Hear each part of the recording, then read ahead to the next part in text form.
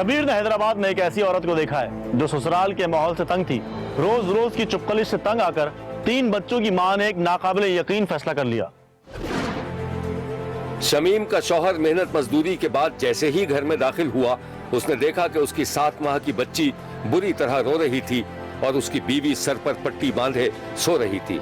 शौहर ने बढ़कर बच्ची को गोद में उठा लिया तो बच्ची खामोश हो गई। शौहर ने हिकारत और गुस्से भरी नजरों से बीवी की तरफ देखा और फिर बच्ची को लेकर दूसरे कमरे में चला गया। बच्ची की आवाज न सुनकर उसकी मां ने पलटकर देखा तो बच्ची गायब थी। शमीम बिस्तर से उठी और अपनी चप्पल ढूंढने लगी। चप्पल पहनने के बाद वो कमरे से बाहर निकल गई, दूसरे कमरे में गई।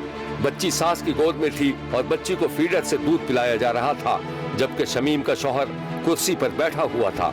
जैसे ही शमीम कमरे में दाखिल हुई, शौहर ने उसको खरी खरी सुना दी। शमीम तू कैसी माँ है? बच्ची भूख से बिलबिला रही है और तू मजे से पड़ी हुई सो रही है। हद होती है किसी बात की। इससे पहले कि शमीम कोई जवाब देती, सास ने बीच में लुकमा दे दिया। इनको क्या पता आजकल की माओ को बच्चे कैसे पाले जाते हैं। हाँ, मुझे ही कुछ नहीं पता है। मैं तो जाहिल गवा रही थी ना अपने घर से। देखा, जरा सा कुछ कह दो तो बहू बेगम के मिर्च लग जाती है। शर्म कर शर्म। अब तू मेरी माँ से जबान भी चलाने लगी है। मेरी तो जिंदगी अजाब बना दी है तुम लोगों ने। जीना हराम करके रख दिया है। हर बात पे हर कोई ताना ही देता रहता है। अच्छा बाबा, मेरी माँ ही गलत है, तू सही है बस। इधर तो मेरा बच्चा, आ इधर आ।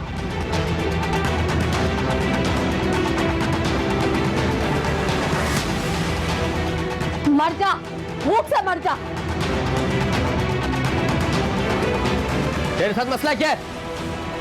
तू इस काबिल नहीं है, जा यहाँ से तो तू मेरी बेटी को पाल सके। माँ के पास अच्छी खासी थी, क्यों लेकर आई उससे? दुश्मन है क्या वो इसकी? जितना सुना रहा है ना सुना लो, किसी दिन देखना इसका गला दबा दूंगी। गला दबा दूंगी? अरे इससे पहले मैं तेरा गला दबा दूंगा। हाँ, तुम माँ बेटे तो यही चाहते हो कि मुझे जान से मार दो।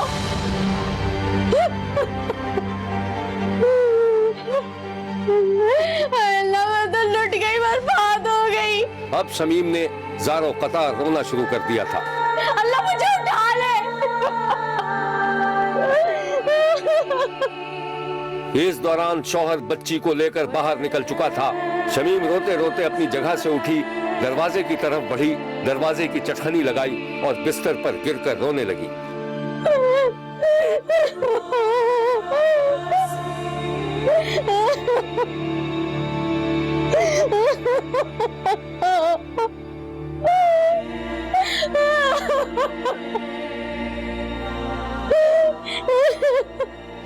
हैदराबाद की रिहायशी शमीम की शादी को 8-9 बरस हुए थे। उसके 3 बच्चे थे।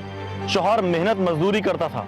सास बहू और नंद के दरमियान छोटी मोटी चुपकलिश ने शमीम के घर को जहन्नुम बना दिया था। शौहर बीवी और घर वालों के दरमियान पिसा जा रहा था। शमीम समेत घर का हर फर्ज शेर पर सवा शेर था। घरेलू माहौल, गुर्बत और शौहर की मोहब्बत में कमी ने शमीम को तकरीबन जहनी मरीज बना दिया था। एक दिन शब्बीर ने देखा कि शमीम का शौहर एक थैला लिए घर में दाखिल हुआ तो माँ से सामना हो गया। बेटे ने माँ से थैला छुपा लिया और माँ से दुआ सलाम के बाद अपने कमरे में चला गया। शमीम बच्ची को थपक थपक कर सुला रही थी। उस दिन शमीम का मूड कदरे बेहतर था। शौहर सीधा बीवी के पास पहुंचा और उसके हाथ में थैला थमा लिया। ये क्या है? भाई तेरी पसंद की चीज है, खोल के तो देख। शौहर बीवी के लिए उस दिन होटल से खाना लेकर आया था।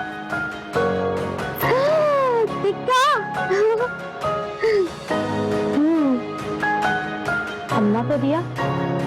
पागल हो गई क्या? तो मेरे पास पैसे कहाँ थे, एक ही लेकर आया। अच्छा तू जा जल्दी से प्लेट लेके आ, उसको मैं सवाल।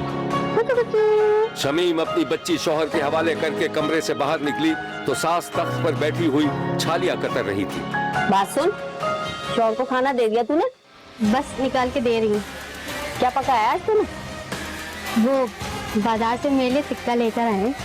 देख, उससे इतना खर्चा मत करवाया कर।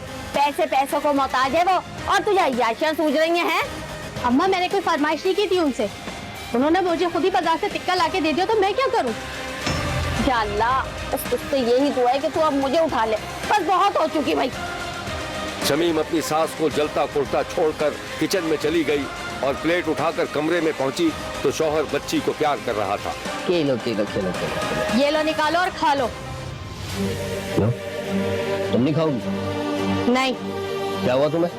अब मैं कुछ कहूंगी तो मैं यही कहूंगी हर वक्त मेरी माँ की बुराइयां करती रहती हो। अरे शमीम बता भी हुआ क्या है? वही कि हम अय्याशी कर रहे हैं, वो भूखी मर रही हैं। इसका मतलब तूने अम्मा को बता दिया कि मैं टिक्का लेके आया हूँ? तो झूठ बोलती क्या? देख भाई, मेरा तो अब भर गया है पेट। अब टिक्का जाने और तू जाने, इसको फेंक खा कुछ भी कर। अरे मैं तो तंग आ जाऊं तुम्हारे इस रोज रोज के लड़ाई झगड़ों से। भाई लानत है ऐसी जिंदगी पे। शौहर ने चप्पल पहनी और घर से बाहर निकल गया। शौहर के जाने के बाद एक लम्हे तक तो शमीम की समझ में कुछ नहीं आया। तुम बताती हूँ मैं अभी। फिर अचानक उसने खाने की प्लेट उठाई और दरवाजे से बाहर फेंक दी, जहां सास बैठी हुई थी। ये लो अपने बेटे की कमाई, हम तो अय्याशियां कर रहे हैं ना। प्लेट फेंकने के बाद बड़बड़ाते हुए शमीम ने दरवाजा बंद कर लिया। सास अपनी बहू के इस अमल से हक्का बक्का रह गई। घर का माहौल बद से बदतर होता जा रहा था। शौहर और बीवी के दरमियान घरेलू चुपकलिश ने फासले पैदा कर दिए थे और सूरत हाल इस वक्त बदतर हो गई जब एक दिन शमीम की सास उनकी 7 माह की बच्ची को प्यार करते हुए शमीम को मुबैना ताने दे रही थी। शब्बीर ने देखा कि शमीम की सास उसकी 7 माह की बच्ची के कपड़े तब्दील करने के बाद उसे प्यार कर रही थी कि ऐसे में शमीम भी वहां आ गई। इधर आ जरा। जी अम्मा, देख रही कितनी प्यारी है मेरी बच्ची, बिल्कुल गुड़िया है गुड़िया। हाँ अम्मा, प्यारी तो होगी, मुझ पर जो गई है। अरे बस रहने भी दे, ये मेरी बेटी है। खुदा का शुक्र है इसकी शक्ल सूरत ननियाल पे दे गई। क्यों अम्मा, ननियाल वाले खूबसूरत नहीं है क्या? अरे मुझे क्या पता, ये तो मेरी पोती है मेरी। देख तुझे खुदा का वास्ता इसे रोजाना नहला धुला दिया कर, हर वक्त चारपाई मत तोड़ा कर। अम्मा चारपाई तो तुम तोड़ती हो, एक सेकंड के लिए अब यहाँ नहीं रुकूंगी। सास का तंज शमीम के दिल में तीर की तरह पैवस्त हो गया और उस पर तकरीबन जुनून तारी हो गया। उसने सास की गोद से अपनी बच्ची छीन ली। अजाब बना कर रख दी है मेरी जिंदगी, और मेरी बच्ची लेके जा रही हूँ मैं। शमीम ने बुर्का संभाला और बुर्का पहनते हुए घर से बाहर निकल गई। सास उसे हैरानी से देखती रही और फिर मुंह ही मुंह में बड़बड़ाने लगी। मुझे तो पता था टिकने वाली नहीं है तू इस घर में। हाँ हाँ जा जा, देखती हूँ कहाँ जाएगी। आज 2 दिन में वापस ना आ गई ना माँ के घर से टकर टकर करती हुई, तो मेरा नाम भी बदल देना तुम। बढ़िया जा रही हूँ। सास बड़बड़ाते हुए अपने कामों में मसरूफ हो गई और उधर शब्बीर ने देखा कि शमीम अपनी बच्ची को गोद में लिए हुए तेज तेज कदमों से चलती जा रही थी। गली से निकलकर बाजार के दरमियान से गुजरते हुए फुलैली नहर के किनारे पहुंच गए।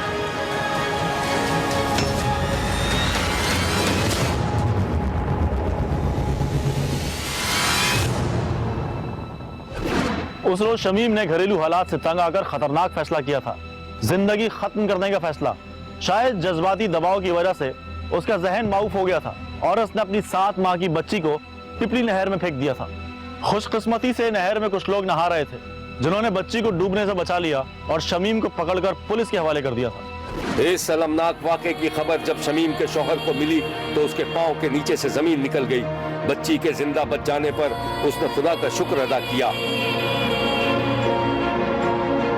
शमीम ने जज्बाती और पागलपन का फैसला करके अपनी बच्ची नहर में तो फेंक दी थी, लेकिन जब उसे होश आया तो उसे अपनी गलती का एहसास हो गया और ये सोच सोच कर उसकी आंखों से आंसू बहने लगे कि अगर बच्ची डूब जाती तो क्या होता। यह है शमीम और उसके बच्चे।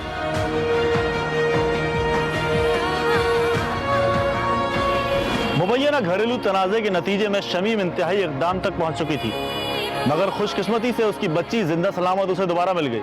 लेकिन इसी तरह का एक अफसोसनाक वाकया कोयटा में भी पेश आया था, जिसमें एक मां ने अपनी 4 मासूम बेटियों को पानी की टंकी में फेंककर खुद भी छलांग लगा दी थी। बच्चियों की उम्रें 2 से 10 साल के दरमियान थी। 4 बच्चियां डूबकर मर गईं, लेकिन मां की जिंदगी बच गई।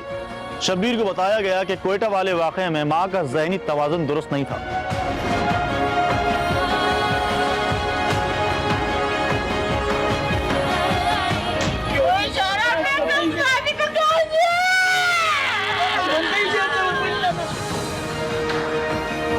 शब्बीर का कहना है कि अगरचे कोयटा का वाकया हैदराबाद के वाकये से सिर्फ इस एतबार से मुख्तलिफ कहा जा सकता है कि कोयटा वाले वाकये में माँ का जहनी तवाज़ुन दुरुस्त नहीं था। शब्बीर का कहना है कि जहनी तवाज़ुन का बिगड़ना भी शदीद नौयत के मसाइल और दबाव ही का नतीजा होता है। फिर जो सुबह हम लोग घर से हम जो निकल गए ना, वालिद साहब भी घर से निकल गए थे, भाई लोग भी घर से निकल गए, दुकानों पे चले गए थे। जब वहाँ से आ गए थे दोपहर को जो फ़ोन आ गया, जब फ़ोन आ गया कहते आपका बच्चे जो टैंकी पे गिरे हुए हैं, हम आप कर ले इस रस्ते में, मुझे पता नहीं चला कि मैं किस तरह अपने घर पे जान पहुँचा लेते हैं। शब्बीर का कहना है घरेलू माहौल को बाहमी ताउन और हम आहंगी से बेहतर रखने की कोशिश करना चाहिए, वरना घर का माहौल जहन्नम में तब्दील हो जाता है और खुदकुशी और तशद्दुद समेत दीगर काबिल अफसोस वाकयात जन्म लेने लगते हैं। देखते रहिए, क्योंकि कोई देखे न देखे, शब्बीर तो देखेगा।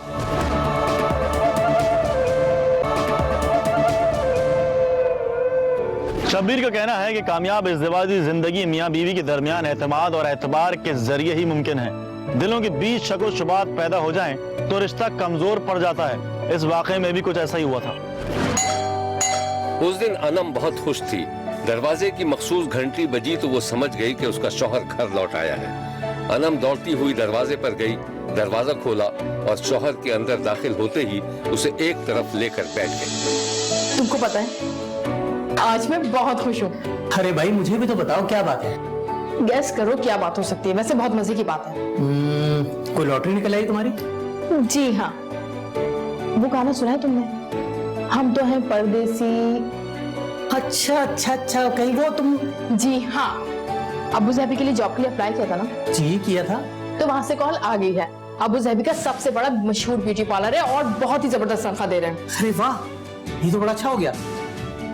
लेकिन यार मैं सोचता हूँ कि सब कुछ होगा कैसे? तुम वहाँ अकेले कैसे रहोगी और मैं यहाँ क्या करूँगा? अरे भाई, वो तुमने बताया था ना तुम्हारा दोस्त है वहाँ पर। हाँ हाँ है तो फिर क्या वो 2-3 दिन के लिए मेरी मदद नहीं कर सकते? अरे बाबा जरूर करेगा, मेरा बहुत अच्छा दोस्त है वो। लेकिन वो मुझे थोड़ा सा वक्त दे दो सोचने के लिए। क्या मतलब? अब इसमें सोचने वाली कौन सी बात है? तुम्हें वहाँ रहायश नहीं मिलेगी क्या? क्यों भाई, रिहाइश क्यों नहीं मिलेगी? क्या मैं वहां पर फुटपाथ पर रहूंगी? ये बताओ कि जाना कब है तुम्हें? 1 हफ्ता है। तुम्हें पता है हैंड कैरी भी नहीं है और नए कपड़े भी लेने। कैसे करूंगी मैं सब कुछ उस्मान? अरे बाबा तुम फिक्र मत करो, सब कुछ हो जाएगा। अभी तुम एक काम करो कि मुझे एक अच्छी सी चाय बना के पिला दो। चाय? भाई मेरे तो बहुत नखरे हो गए हैं, मैं तो चाय नहीं बना सकती। अच्छा जनाब, तो ये बात है, आज चाय मैं आपको बना के पिलाता हूँ। क्या याद करेगी आप भी? अच्छा सुनो ना, जब तक तुम चाय बनाने जा रहे हो, अगर तुम कहो तो मैं तुम्हारे दोस्त को फोन कर लूं? अरे मोहतरमा, ऐसी भी क्या जल्दी है? मैं चाय बना के लेके आता हूँ ना, फिर करेंगे बात। ठीक है। अभी आया मैं। शौहर चाय बनाने चला गया और अनम ख्यालों में खुद को ब्यूटी पार्लर पर काम करते देखने लगी। छुट्टी हुई तो वो अपने अपार्टमेंट पहुंची और चाबी घुमाकर फ्लैट में दाखिल हो गई। अंदर जाते ही उसे उसके शौहर के दोस्त का फोन आ गया। अनम ने फोन कानों से लगा लिया और साथ साथ अपनी सैंडल भी उतारने लगी। जी शरद भाई, नहीं मैं आपका इंतजार कर रही थी। भाभी आपको कोई प्रॉब्लम तो नहीं है अबू धाबी में? अरे नहीं बिल्कुल भी नहीं। अच्छा शरद भाई, मैं ये कह रही थी कि आप कल आ जाएं और भाभी को भी लेकर आ जाएं, लंच साथ ही करेंगे।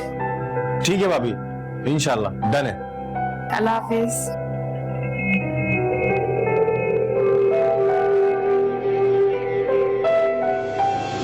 अनम का शौहर चाय लेकर आया तो अभी तक अनम की आंखें बंद थी। शौहर ने उसे झिंझोड़ कर मुखातिब किया।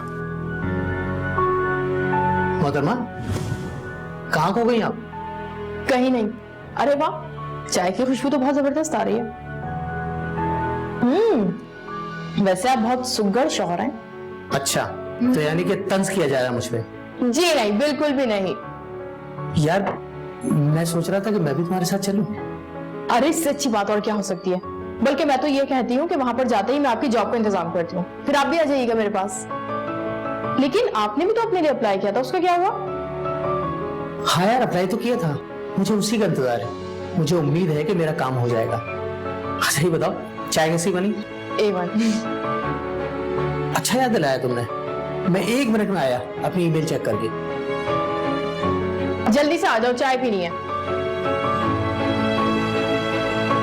शौहर कंप्यूटर खोलकर मेल चेक करने लगा और फिर अचानक खुशी से उछल पड़ा। अनम, अनम जल्दी आओ। अनम, क्या हो गया, क्यों चिल्ला रहे हो? अरे देखो देखो, पढ़ो ये सब। अनम ने कंप्यूटर स्क्रीन पर ईमेल पढ़ी और फिर शौकी से अपने शौहर की तरफ देखा। उसके शौहर की सऊदी अरब में नौकरी हो गई थी। अरे वाह, ये तो बहुत खुशी की बात है, तुमको जॉब मिल गई। हाँ ना, ये तो बड़ी खुशी की बात है, लेकिन मैं सोचता हूँ कि सब कुछ कैसे होगा। तुम वहां अकेले, मैं वहां अकेले। परेशान मत हो तुम, कुछ दिनों की तो बात है, फिर तुम मेरे पास वहीं आ जाओगे, वहीं जॉब करोगे। और वैसे भी फोन पे राब्ता तो रहेगा ना हमारा। बस अल्लाह खैर करेगा, दुआ करो। अनम और उस्मान ने कुछ अरसे पहले कोर्ट मैरिज की थी, क्योंकि उनके वालिदैन पसंद की शादी पर राजी ना थे। शादी के बाद दोनों मुलाजमत के लिए 2 मुख्तलिफ मुल्कों में चले गए। उनके दरमियान फोन, व्हाट्सएप और स्काइप पर राबता था, मगर अचानक इन राबतों में कमी आ गई। शब्बीर ने एक दिन देखा कि उस्मान काफी देर से अपनी बीवी अनम को फोन मिलाने की कोशिश कर रहा था। अनम ब्यूटी पार्लर में किसी क्लाइंट को सर्विस दे रही थी। अनम ने एक लम्हे के लिए क्लाइंट से इजाजत चाही और फिर एक तरफ जाकर फोन रिसीव करने लगी। अस्सलाम वालेकुम। हाँ अनम, अरे कहाँ हो भाई? मैं पिछले 1 हफ्ते से तुम्हें फोन कर रहा हूँ, पता नहीं कितने फोन कर डाले, तुमने उठाया ही नहीं। खैर खैरियत तो है ना? तबीयत तो ठीक है तुम्हारी? उस्मान, मेरा फोन खराब हो गया था, मैं तो खुद बहुत परेशान हो गई थी। और तबीयत कैसी है तुम्हारी? अगर ऐसी बात थी तो तुम इशरत के मोबाइल पे फोन कर लेते। अच्छा, कहाँ है इशरत? मुलाकात होती है तुम्हारी उससे? हाँ भाई, मुलाकात होती है और फोन भी आ जाता है कभी कभी। बहुत अच्छे हैं, और पता है भाभी तो बहुत ख्याल रखती है मेरा। चलो ठीक है, मैं परेशान था, तुमसे बात हो गई, इत्मीनान हो गया। अरे हाँ, मेरी अगले महीने छुट्टी आ रही है। क्या ऐसा मुमकिन है कि तुम भी अपने ऑफिस से छुट्टी ले लो और हम दोनों साथ छुट्टियां गुजारें? हाँ हाँ, क्यों नहीं। बस तुम आओ, तुम्हारे पीछे पीछे मैं भी आ रही हूँ। चलो, ये तो बहुत अच्छा हो गया। ठीक है, अपने ख्याल रखना। ओके, अल्लाह हाफिज। ठीक है, अल्लाह हाफिज। हस्बैंड की कॉल थी मेरे। कहते हैं कि आंख ओझल पहाड़ ओझल, शायद यही कुछ अनम के साथ भी हुआ। शब्बीर को मुबैना तौर पर पता चला है कि अनम ने अबू ज़हबी में मुकीम अपने शौहर के दोस्त से रस्म राह बढ़ा ली थी, और जब अनम के शौहर को इस बात की खबर हुई तो वो सटपटा कर रह गया। एक दिन शब्बीर ने देखा कि अनम का शौहर अकेले कमरे में इंतहाई परेशानी के आलम में इधर से उधर टहल रहा था कि पाकिस्तान से उसके एक करीबी दोस्त का फोन आ गया। उस्मान ने फोन कानों से लगा लिया।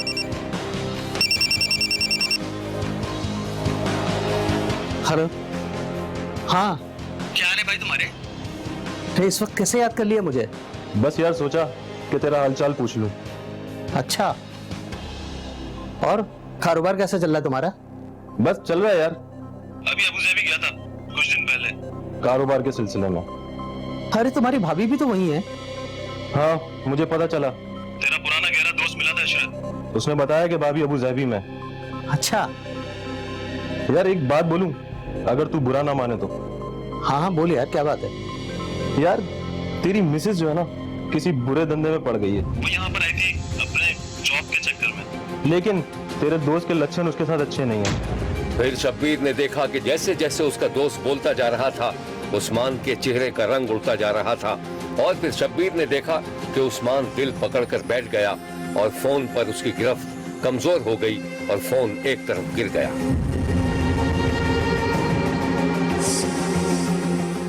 इस कहानी की मजीद तफसीलात हम आपको दिखाएंगे, लेकिन एक ब्रेक के बाद। कहीं जाइएगा मत, क्योंकि कोई देखे ना देखे, शब्बीर तो देखेगा।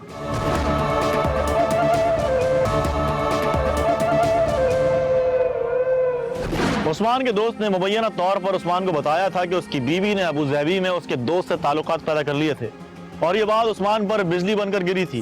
उसने बीवी से ये बात पूछना मुनासिब नहीं समझा, बल्कि अपने दिमाग से बीवी के खिलाफ पैदा होने वाले शक व शुबात को झुटलाने की कोशिश करने लगा, और इसी उलझन में वो पाकिस्तान वापस आ गया। शब्बीर ने देखा कि उस्मान के दिमाग में बार बार अपने दोस्त से फोन पर होने वाली गुफ्तगू गर्दिश कर रही थी, और वो अपनी बीवी के खिलाफ लगाई जाने वाली तोहमत को जहन से झटकता जा रहा था। तेरी मिसेज जो है ना, किसी बुरे धंधे में पड़ गई है, लेकिन तेरे दोस्त के लक्षण उसके साथ अच्छे नहीं हैं। उसे वो लम्हात याद आने लगे जब वो और उसकी बीवी शादी से पहले घंटों फोन पर बातें किया करते थे, कभी किसी होटल में और कभी किसी शॉपिंग मॉल में। ये सारे खूबसूरत मनाजिर उस्मान की मोहब्बत के यादगार लम्हात थे। बीवी उसका हर तरह से ख्याल रखती थी। इन्हीं ख्यालों में डूबे डूबे अचानक उस्मान ने बीवी को फोन मिला दिया। अनम ने फोन उठा लिया था।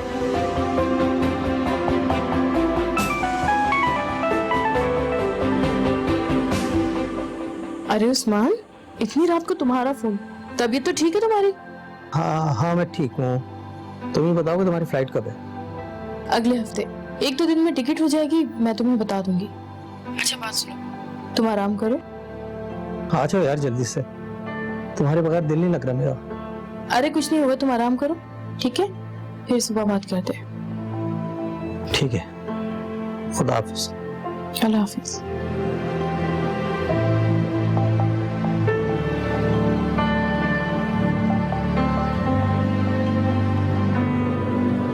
एक हफ्ते बाद अनम पाकिस्तान लौटी तो उस्मान उसे एयरपोर्ट से घर ले आया। दोस्त ने जो उस्मान के कान भरे थे, उस्मान ने उस पर तवज्जो नहीं दी थी, लेकिन वो परेशान जरूर था और अनम ने यह बात भांप ली थी। शब्बीर ने देखा कि रात के वक्त अनम और उस्मान कमरे में मौजूद थे। अनम ने अचानक अपने शौहर की तरफ देखा। एक बात पूछूं उस्मान? हाँ पूछो।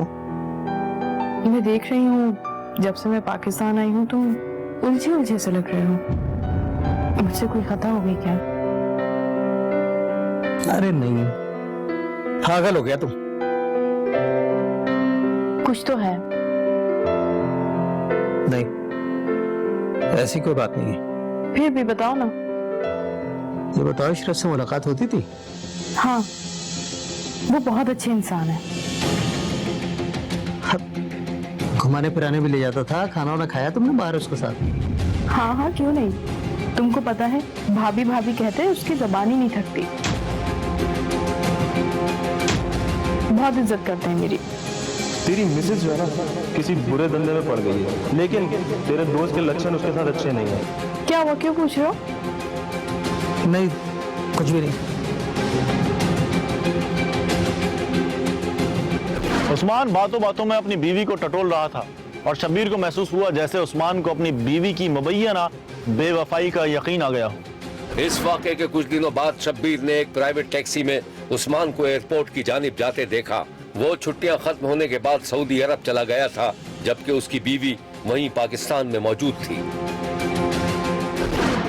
आलम और उस्मान की लव स्टोरी भूल भाल कर शब्बीर एक दिन अखबार देख रहा था तो एक खबर पर कुछ यूं थी। सब्जी मंडी के करीब एक सुनसान मकाम पर पुलिस को एक सूटकेस अपने कब्जे में लेते देखा गया और फिर जब सूटकेस खोला गया तो उसमें से एक औरत की लाश बरामद हुई और ये लाश थी 26 साला अनम की, जिसे गले में फंदा लगाकर कत्ल किया गया था। अनम को किसी गैर मर्द से मुबैयना ताल्लुकात के शुबे में उसके शौहर ने कत्ल किया था या नहीं, इस बात का फौरी इल्म तो ना हो सका, लेकिन पुलिस के मुताबिक अनम के शौहर के अचानक मुल्क से बाहर जाने पर पुलिस को अनम के शौहर पर ही शक था। पुलिस ने अनम के शौहर के 2 दोस्तों को मुबैयना शरीक जुर्म होने के शुबे में गिरफ्तार कर लिया है और शब्बीर को यह भी मालूम हुआ है कि पुलिस ने उस्मान के रेड वारंट भी हासिल कर लिए हैं और उस्मान को बैरून मुल्क से गिरफ्तार करके पाकिस्तान लाने की कोशिश की जा रही है। देखते रहिए, क्योंकि कोई देखे न देखे, शब्बीर तो देखेगा।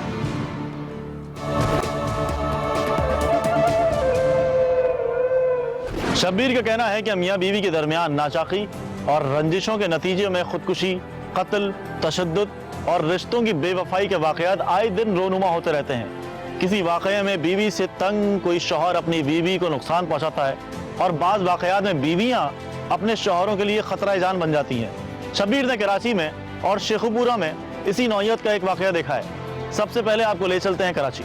सुमेरा के हाथों में हथकड़ी लगी हुई थी और उसे पुलिस अदालत में ले जाने की तैयारी कर रही थी। शब्बीर ने जब सुमेरा को देखा तो उसकी गिरफ्तारी की वजूहात मालूम करने की खोज में लग गया। अब सुमेरा को पुलिस वैन में बिठाकर अदालत की जानिब सफर शुरू हो गया था। फिर शब्बीर ने देखा कि सुमेरा को मजिस्ट्रेट के सामने बयान दिलवाने के बाद पुलिस दोबारा उसे अपने साथ ले आई और सुमेरा को जेल पहुंचा दिया गया। कराची के इलाके डॉक्स थाने की हदूद में रिहाइश पजीर शादीशुदा सुमेरा ने अपने शौहर को कत्ल करने का एतराफ़ किया था। अपने शौहर को कत्ल करने की नौबत क्यों पेश आई, शब्बीर को जो कुछ मालूम हुआ वो ये है। शब्बीर ने एक दिन देखा कि सुमेरा आईने के सामने खड़ी खुद को सजा संवार रही थी और शौहर उसे प्यार भरी नजरों से देख रहा था। सुमेरा ने आईने के सामने बाल संवारते हुए शौहर से सवाल कर लिया।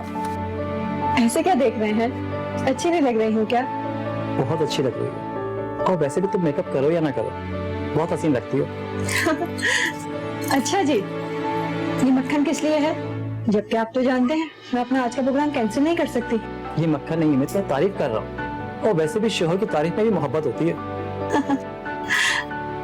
बहरहाल, आप परेशान मत होना, मैं शाम में जल्दी आ जाऊंगी। अच्छा जल्दी आ जाना। और वैसे आजकल तुम्हारी कुछ समाजी सरगर्मियां कुछ ज्यादा नहीं हो गई? हाँ वो तो है, लेकिन क्या आपको अच्छा नहीं लगता मैं दूसरों की मदद करती हूँ?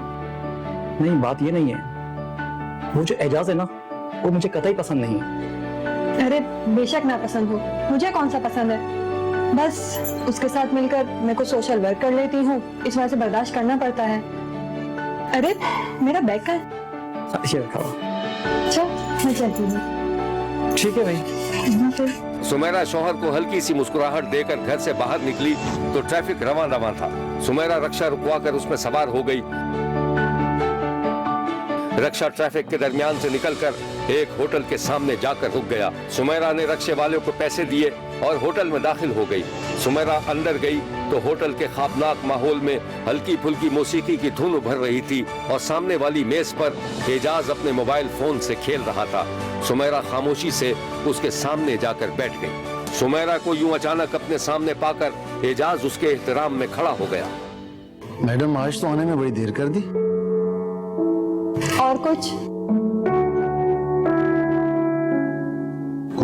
मंगवाऊं? और कुछ? ये क्या है और कुछ और कुछ? तुम्हें पता है तुम ना बहुत बोरिंग हो भाई, मेरी कुछ तारीफ करो। Oh sorry, very sorry. वैसे तुम आज बहुत खूबसूरत लग रही हो, अच्छी लग रही हो। और ये घड़ी तुमने कब ली? ये घड़ी कल ना हमारी शादी की सालगिरह थी, तो ये मुझे मेरे हस्बैंड ने दी है। पता है मेरे हस्बैंड बहुत लविंग और बहुत केयरिंग है। तुम्हें भी ना रंग में भंग डालने का ना बड़ा ही शौक है। क्या मतलब है? अब मैं अपने हस्बैंड की तारीफ भी ना करूं? करो, कम से कम दिल से तो ना करो यार। अच्छा कुछ खाने के लिए मंगवाऊं? हाँ सैंडविच मंगवाओ। चलो ठीक है। वेटर आना। वेटर ऑर्डर लेकर चला गया और फिर वो दोनों काफी देर तक ख्वाब आवर माहौल में एक दूसरे से बातें करते रहे। सुमेरा अपने शौहर की शराफत और मोहब्बत का भरपूर फायदा उठाकर एजाज के साथ वक्त गुजार रही थी। शुरू में एजाज से रस्मी दोस्ती थी, लेकिन मेल मिलाप ज्यादा हुआ तो कुर्बतें और भी बढ़ गईं। और फिर सुमेरा को अपना मोहब्बत करने वाला शौहर ना सिर्फ बुरा लगने लगा, बल्कि वो संजीदगी से उसे जान छुड़ाने के बारे में सोचने लगी। एक दिन शब्बीर ने देखा कि सुमेरा के शौहर ने जब फोन करके बताया कि वो जल्दी घर आ जाएगा, वो उसके लिए उसकी पसंद का खाना बनाए, तो सुमेरा ने मुस्कुराते हुए हामी भर ली।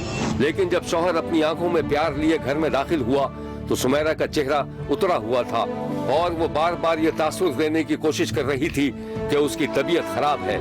शौहर ने ये मंजर देखा तो फरमाइशी खाना भूलकर अपनी बीवी को मोटरसाइकिल पर बिठाकर डॉक्टर के पास ले गया।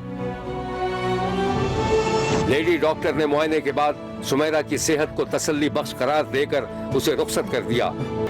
आपने एजाज से अपनी रूठली बात क्यों की? ऐसा क्या कह दिया मैंने? ठीक तरह से तो मिला था। मुझे पता है आप मेरे और एजाज के बारे में यकीनन गलत ही सोचते हैं। क्या सुमेरा, मैंने कभी तुम पे रोक टोक की? हाँ बोलो। कर भी नहीं सकते। सुमेरा तुम्हारा लहजा बहुत बुरा नहीं हो रहा? मैं ऐसे ही हूँ, नहीं रह सकते मेरे साथ तो छोड़ दे मुझे। माहौल काफी तल्ख हो गया था। शौहर ने अपनी बीवी की तरफ अजनबी निगाहों से देखा। जी सर कुछ खाएंगे आप? नहीं बस रहने दो, हम जा रहे हैं, चलें।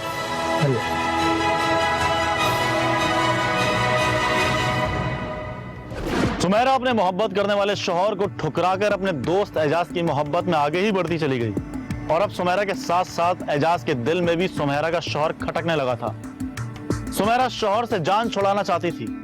एजाज ने मौका देखकर शौहर को कत्ल करने का मशवरा दे डाला, जिस पर एक दिन सुमेरा ने अमल दरामद कर डाला।